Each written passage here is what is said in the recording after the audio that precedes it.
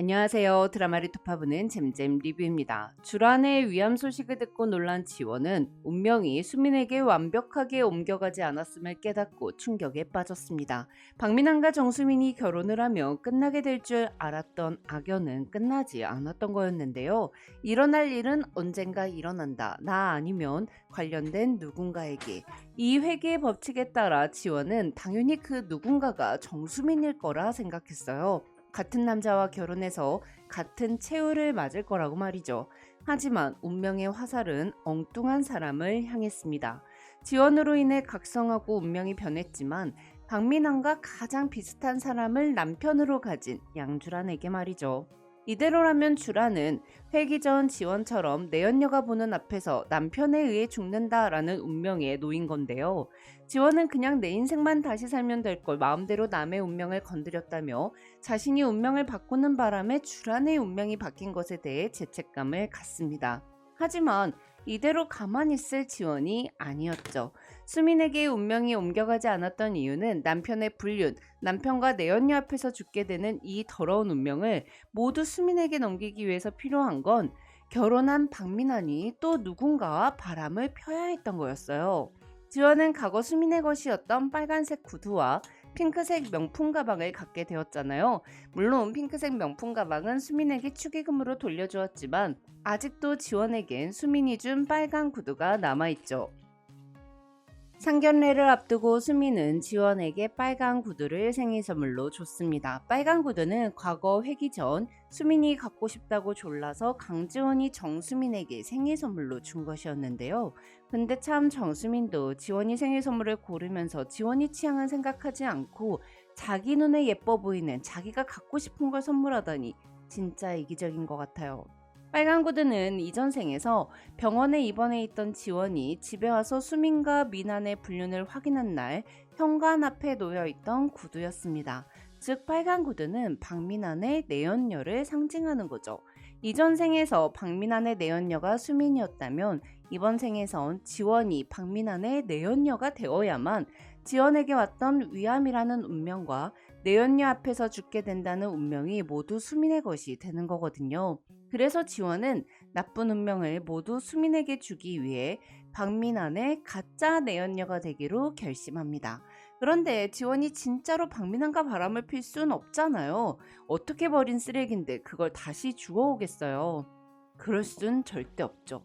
또한 지원은 박민환이 자고로 여자는 새 여자가 최고라고 생각하고 있는 걸 꿰뚫어보고 있었거든요. 그래서 지원은 번뜩이는 아이디어로 하예지에게 도움을 청합니다. 회사에서 잘린 미나는 어느 날처럼 집에서 주식 차트를 조금 보며 빈둥댔습니다. 미나니 회사에서 왜 잘렸는지 궁금하신 분들은 이 영상 참고해주세요.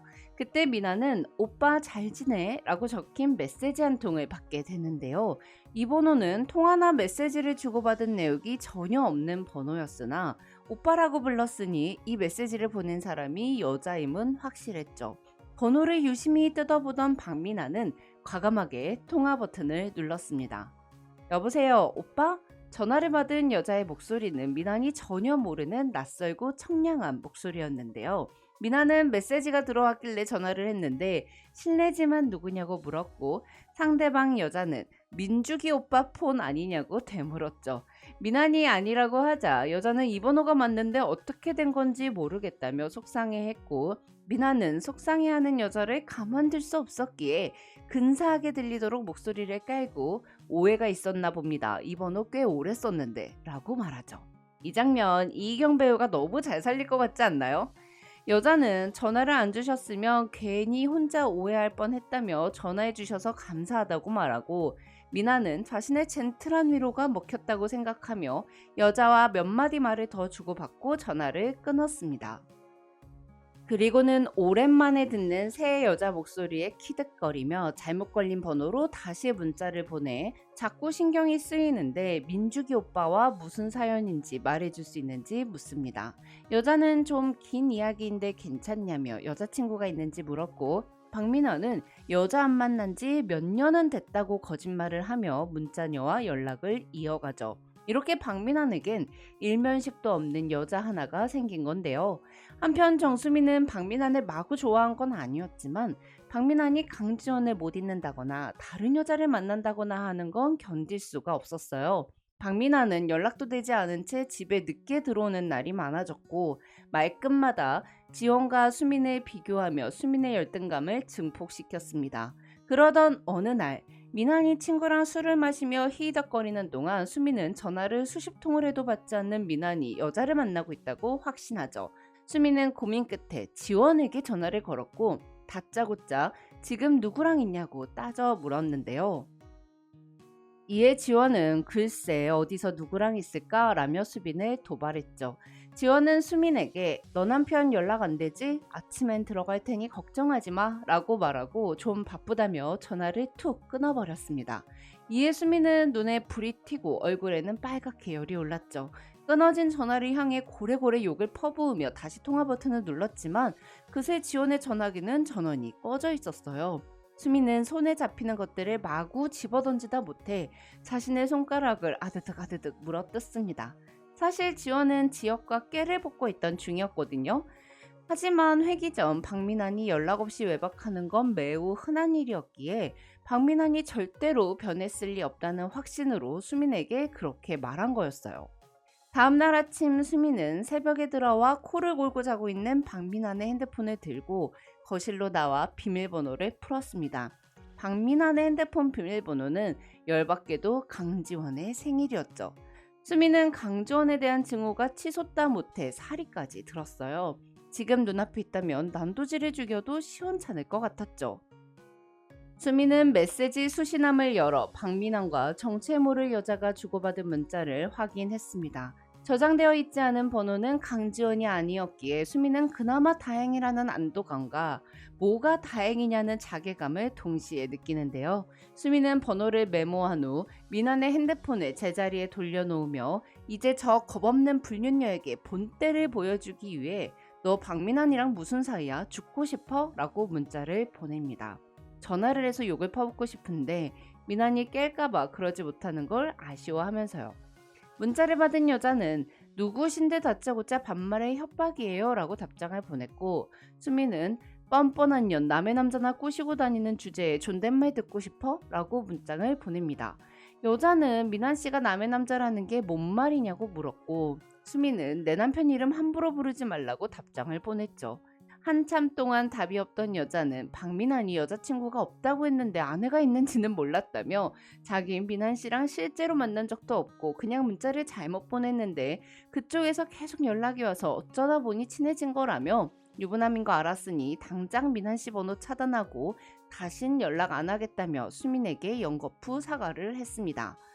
그리고 뒤이어 어제 남편분이 외박하신 것 같은데 미안하기도 하고 같은 여자로서 걱정돼서 그런다며 어제 잠도 못 잤을 텐데 뭐 좀 먹었냐고 수민을 걱정해주죠. 수민은 전국적으로 거짓 임신이 폭로된 이후 평범한 사람들의 안부 인사 같은 이런 말들을 마지막으로 들어본 게 까마득했습니다. 어떻게 하면 관심과 주목을 한 몸에 받을지 연구하면서 평생을 보낸 수민에겐 요 근래 세상의 무관심과 고립이 너무나 견디기 어려웠죠. 친구는 모조리 잃었고 막말만 해대는 시모와 남보다 못한 남편이 수민의 세상 전부가 돼버렸기에 관심과 대화에 목말라 있던 수민은 자신도 모르게 남편이 총각인 척하고 유혹하고 있던 여자에게 아무래도 남편이 제 친구랑 바람을 피우고 있는 것 같다며 속마음을 털어놓았고 그 여자와 밤새도록 문자를 나눕니다. 일면식도 없는 여자는 수민의 이야기를 들어주고 공감해주고 함께 강지원을 욕해주었어요. 모두 눈치채셨겠지만 수민과 문자를 주고받은 여자는 강지원이에요.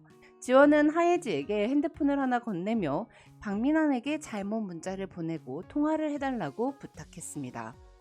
박민환이 지원의 목소리를 알고 있었으니 새 여자만 보면 헐레헐레하는 박민환을 낚기 위해서는 지원의 목소리로 통화를 할 순 없었죠. 하예진은 고운 서운말로 민환과 통화를 하고 문자를 주고받은 후 지원에게 박민환과 나눈 내용을 메일로 보내줬고 이후 지원에게 핸드폰을 돌려줘요. 그리고 나서 지원이 수민과 문자를 주고받게 된 거였는데요. 수미는 이 문자녀가 지원이라는 건 꿈에도 모른 채 추후 자신이 저지른 범죄 사실을 문자녀에게 털어놓았고, 지원은 이 문자 내용을 박민환에게 전달하고 경찰에게도 제보하죠. 수미는 회기 전 지원이 그랬던 것처럼 유일하게 나를 챙겨주던 친구 문자녀에게 배신을 당하고 감옥에 가게 되는 거예요. 또한 박민환에게 가짜 내연녀가 생긴 덕분에 나쁜 운명은 주란을 피해 수민에게로 넘어갔습니다. 그럼 전 다음 리뷰로 돌아올게요. 지금까지 잼잼 리뷰였습니다. 감사합니다.